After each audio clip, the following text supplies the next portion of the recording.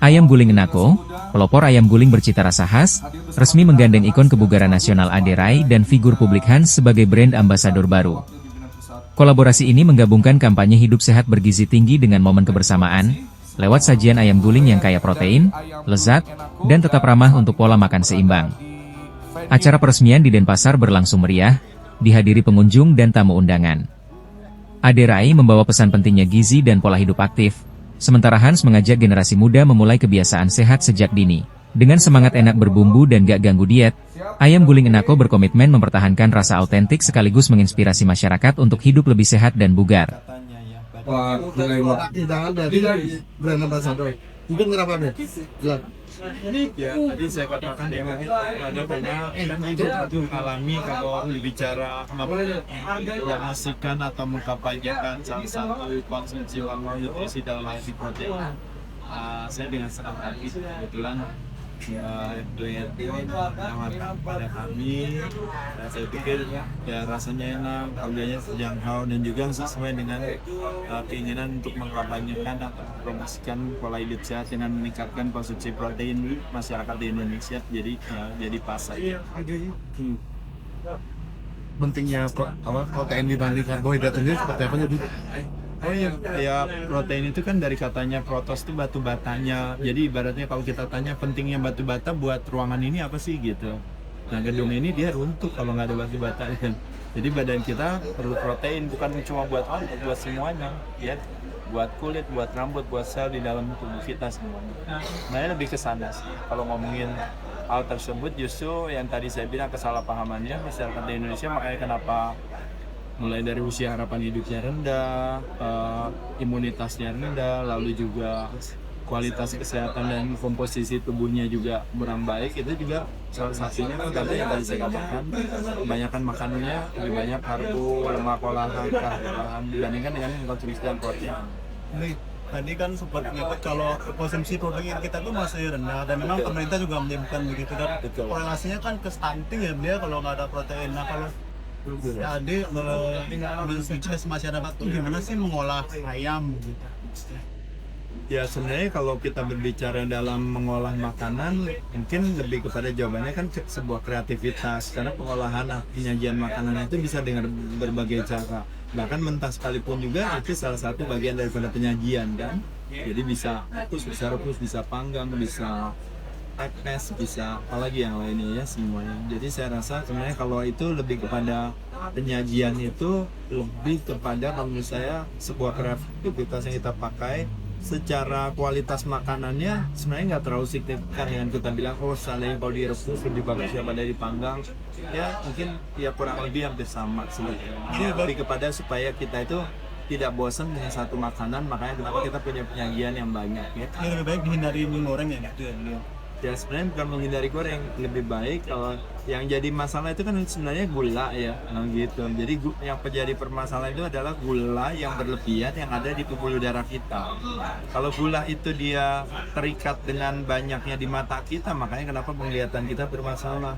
Kalau gula banyaknya adanya di kulit kita, makanya kulitnya kusam.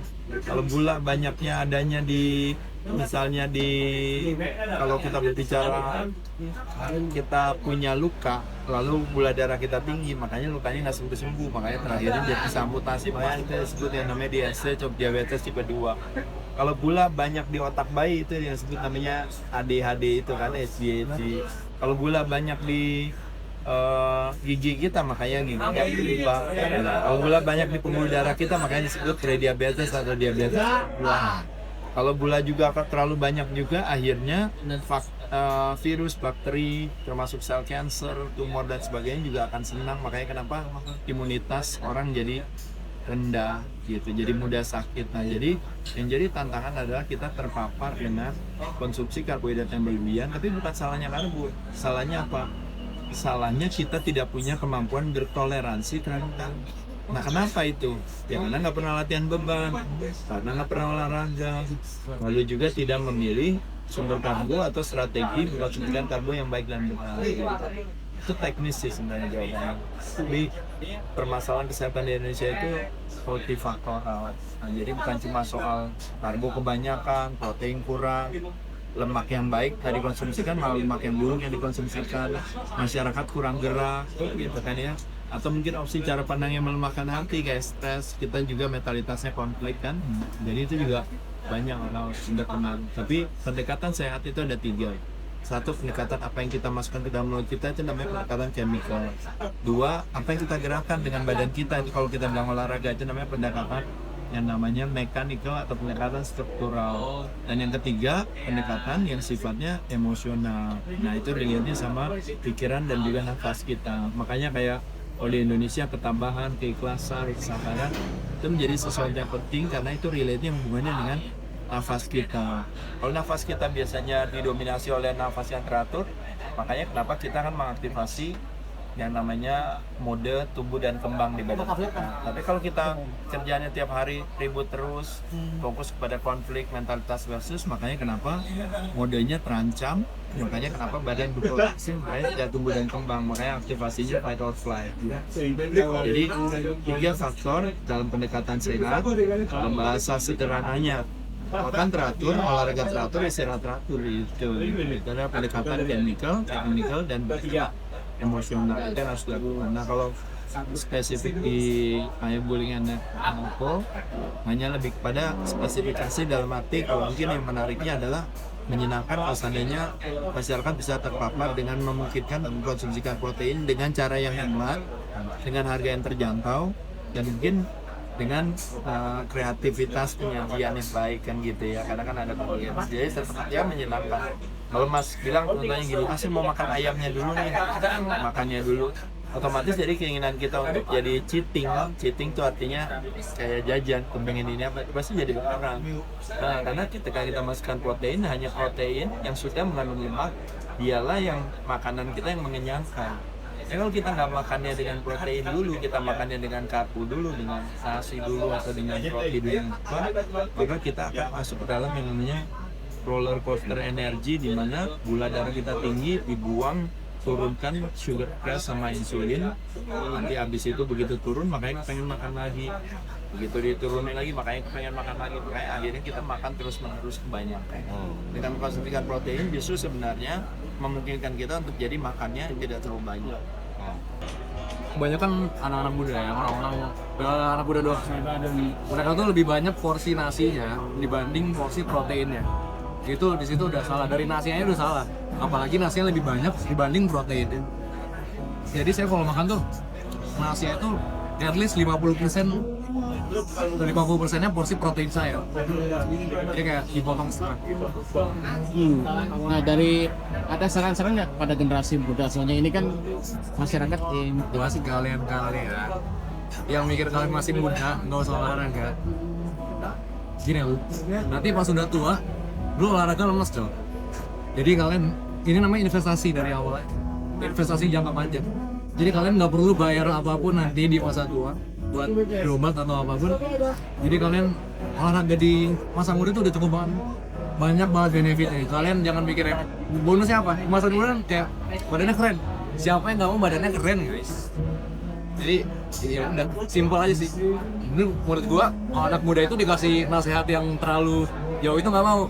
Sengaja badannya keren, udah cukup. Masih mereka langsung geter. Oh iya, gue pengen keren ya. Udah itu aja sih. Pertama saya ingin mengomentari ya atas nama perusahaan ya, atas nama Enaco dan Rosik. Itu Rosik merek kita juga, mau khusus untuk di Jabodetabek. Khusus untuk di Jabodetabek. Jadi mengapa kita mengambil Mas Ade ini sebagai brand ambassador? Jadi sebagaimana yang tadi kita saksikan, penjelasan beliau, gaya hidup beliau, cara makan beliau, dan sebagainya. Maka di usia hari ini 55 tahun seperti terlihat masih terlihat muda, kencang dan sebagainya. Kita ingin mencontoh itu dan kita ingin mengajarkan itu kepada masyarakat lewat ayam guling enak. Saya kira ada 3 horizon yang kita lihat di dalam apa yang tadi disampaikan secara lengkap oleh Mas Ade. Yang pertama, nilai-nilai yang Mas Ade sampaikan itu kita anggap sebagai nilai-nilai kebaikan yang hari ini kita harus tahankan, kita gali kita aktivasi dan kemudian kita jadikan sumber-sumber nilai yang akan diajarkan kepada masyarakat. Pada horizon kedua nanti nilai-nilai yang baik yang sudah Mas Ade sampaikan ini akan kita elaborasi, kita buat, kita amplifikasi ke masyarakat gitu ya, sehingga kemudian masyarakat lebih banyak tercerahkan tentang hidup yang sehat, makanan yang sehat, dan cara hidup yang sehat. Jadi ini sebuah pola. Kemudian yang ketiga, horizon yang ketiga yang harus kita lihat adalah hal-hal baik ini nanti kita akan luaskan ke seluruh Indonesia, kalau perlu regional kita bisa kembangkan. Jadi ini ada kaitannya juga mengedukasi masyarakat kita supaya hidup sehat, dan kebetulan protein seperti ayam ini kan murah, ikan itu murah, terjangkau gitu. Kalau tadi Mas Adi sampaikan 25% dari 100 gram ayam itu termasuk ayam guling, 25% itu protein. Nah kalau nggak salah ini dikoreksi kalau salah. Protein itu sebetulnya memberikan sumber energi yang paling tinggi di antara protein, lemak, dan karbo. Jadi mungkin nanti ada nutrisi, sumber nutrisi yang paling lemak dan protein itu ada yang esensial tapi tidak ada di karbo. Jadi pola makan yang diajarkan Mas Ade ini relevan dengan apa yang kita kerjakan dari sisi pengembangan perusahaan yang menyehatkan masyarakat lewat makan. Saya kira itu gambaran prediksi kita nanti ke depan tentang apa yang sudah kita lakukan, yang akan kita lakukan dan akan kita kembangkan sebagai milestone perjalanan ayam guling yang akan ke depan. Saya kira itu.